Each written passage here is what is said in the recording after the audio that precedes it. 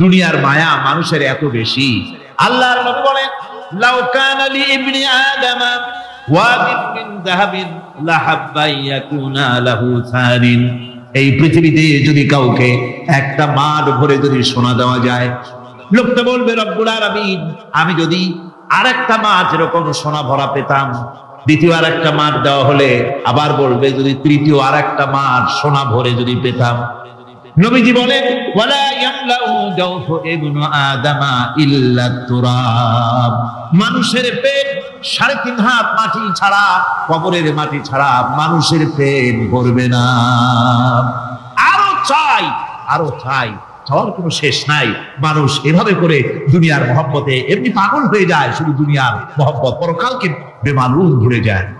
আমি কিন্তু এই কথা বুঝাতে চাই নাই যে পরকালের মহব্বতে, পরকালের ভয়তে বা পরকালের জন্য দুনিয়া আপনি বাজার ঘাট বেচা কিনা ব্যবসা বাণিজ্য সবকিছু ভুলে যান না, তা নয়। ভুল বোঝার কোনো কারণ নাই। পরকালকে অগ্রাধিকার দিতে হবে, মানে দুনিয়াটা চিরস্থায়ী জায়গা নয়। চিরস্থায়ী হচ্ছে কোনটা? আখিরাত। চিল্লাবেন কোনটা? সুতরাং এখানে যা করতে হবে, আখিরাতের জবাবদিহিমূলক জীবন যাপন করতে হবে। আপনি ব্যবসা করবেন, ওজনে কম দিতে পারবেন না। আপনি খাদ্যে ভেজাল দিতে পারবেন না, চুরি করতে পারবেন না, ডাকাতি করতে পারবেন না, জেনা করতে পারবেন না, বদমাশি করতে পারবেন না, মদ খেতে পারবেন না, সন্ত্রাসী হতে পারবেন না, হাইজাকার হতে পারবেন না, চাঁদাবাজ হতে পারবেন না, মুনাফাখোর হতে পারবেন না, আপনি চোরাকারবারি হতে পারবেন না, ঘুষখোর হতে পারবেন না, সুদখোর হতে পারবেন না। এই সব কাজ পরকালকে বিশ্বাস করলেই এই সমস্ত কাজ থেকে মানুষ বিরত থাকতে পারে। কথা ঠিক কিনা? সুতরাং এই পৃথিবী থাকবে না। এটা কি চিরকাল থাকবে?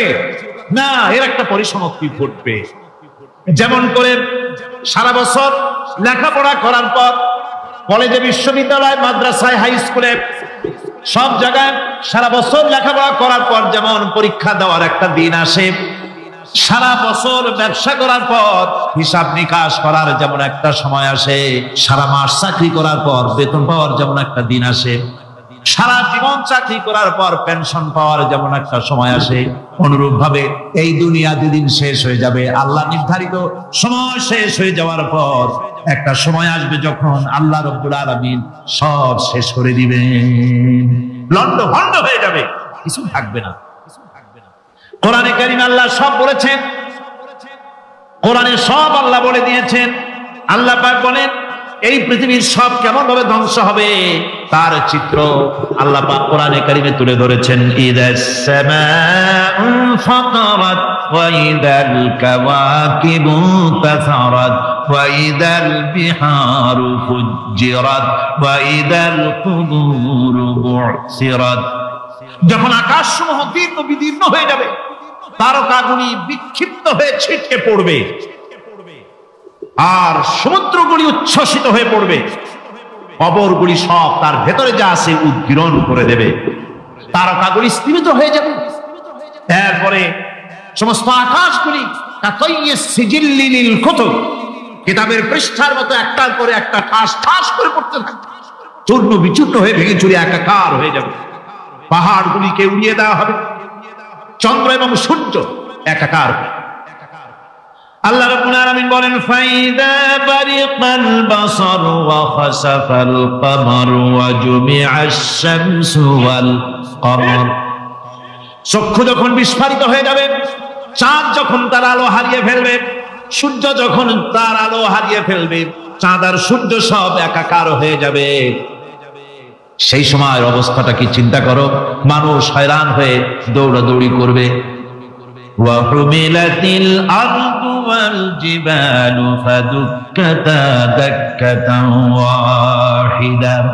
জমিন এবং পাহাড়ের মধ্যে আল্লাহ রাব্বুল আলামিন সংঘর্ষ বাঁধিয়ে দিবেন। পাহাড়গুলি ভেঙে চুরে টুকরা টুকরা হয়ে যাবে, পাহাড়গুলি উঁচু করে জমিনের উপরে আছাড় মেরে আল্লাহ রাব্বুল আলামিন ভেঙে চুরে চুরমার করে দিবেন। সুবহানাল্লাহ। ওয়াতাকুনুল জিবালু কালইহনিল মানফুস। পাহাড়গুলো পেঁদা ধোনা তুলার মতো করে উড়িয়ে দেওয়া হবে, পাহাড় উড়ে যাবে। সুবহানাল্লাহ। পাহাড় পাথরের তৈরি করা পাহাড়, এই পাহাড়গুলি তুলার মতো হয়ে উড়বে কিভাবে? আমি এই দৃশ্য নিজের চোখে কিছুটা হলেও দেখছি। আজ থেকে 10 দিন আগে আমি ইটালি সফর করে এসেছি।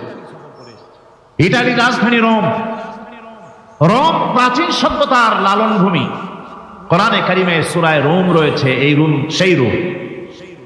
এখানের বাদশার কাছে রাসূল করিম সাল্লাল্লাহু আলাইহি সাল্লাম হেরাক্লিয়াসের কাছে চিঠি পাঠিয়েছিলেন। সেই রোম 12 থেকে 15,000-এর মতো বাংলাদেশি মুসলমান সেখানে আছে। জুমার দিন, যেদিন আমি গেলাম তার পরের দিনই জুমা ছিল। জুমার নামাজ পড়লাম ভ্যাটিকানের কাছেই বিশাল মসজিদ, ইউরোপের ভিতরে সবচেয়ে বড় মসজিদ এটা। রোম ইসলামের দুশমনদের রাজধানী। সেইখানে যখন আযান হচ্ছে আশহাদু আন্না মুহাম্মাদার রাসূলুল্লাহ, আমার অনুভূতির কথা আপনাদেরকে বোঝাতে পারবো না, কি অনুভূতির সৃষ্টি হয়েছে আমার ভেতরে।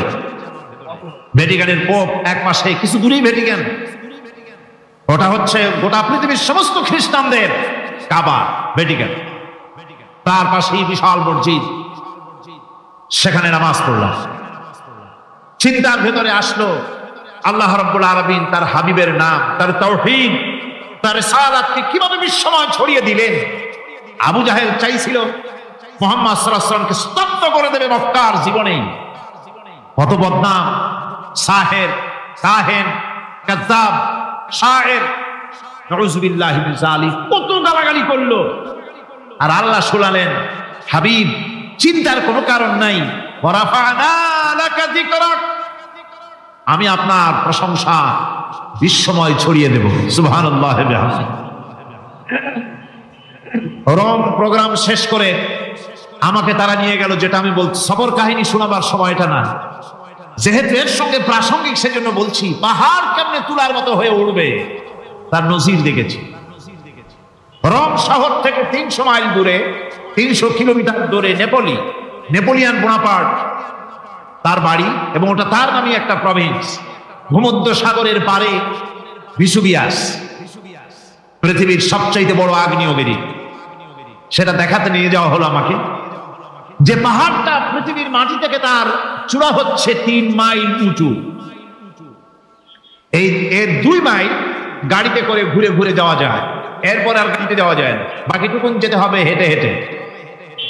পাহাড়ের উপরে অক্সিজেন কম, বেশ কষ্ট হচ্ছিল উঠতে।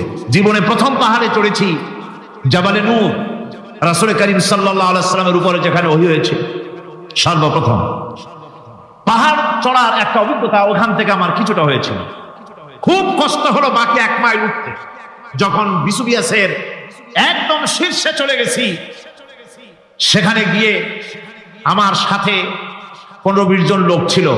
আমি নিজে আল্লাহু আকবার বলে আমার গলা থেকে আওয়াজ বেরিয়ে গেল। আমি দেখতে পেলাম ভিসুভিয়াসের শীর্ষে বিশাল গর্ত। আমার মনে হয় গর্তটা এই মাঠের 1/4 হবে। এই মাঠের 1/4 হবে গর্তটা। সেই গর্তটার গভীরতা হচ্ছে 1.5 কিলোমিটার। এইখান থেকে পাথরগুলি উত্থিত হয়েছে, আগ্নেয়গিরি পাথর আগুনে গলে লাভা হয়ে এগুলি পাহাড় বেয়ে উপচে পড়েছে, চতুর্দিকে 12 মাইল ছড়িয়ে গিয়েছে। আমার মনে পড়লো ওয়াকুদুহান নাস ওয়াল হিজারা, জাহান্নামের আগুনের ইন্ধন হবে মানুষ আর পাথর। আমি সেখানে সিজদায় পড়ে গিয়ে কান্নাম আর বললাম, আল্লাহ জাহান্নামের আগুন হারাম করে দিও আমাদের জন্য। পাথর কিভাবে গললো, গলে পাথরগুলি গলে পুড়ে চতুর্দিকে পড়েছে আর ছিটকেছে, চতুর্দিকে ছিটকে পড়েছে। সেই পাথরগুলি ছিটকে ছিটকে যেগুলি পুড়ে পড়েছে, সেগুলিকে দূরে সাদা রঙের বলে মনে হয়, কোনোটা সাদা কোনোটা কালো, মনে হয় যেন তুলার মতো হয়ে পড়ে আছে চতুর্দিকে।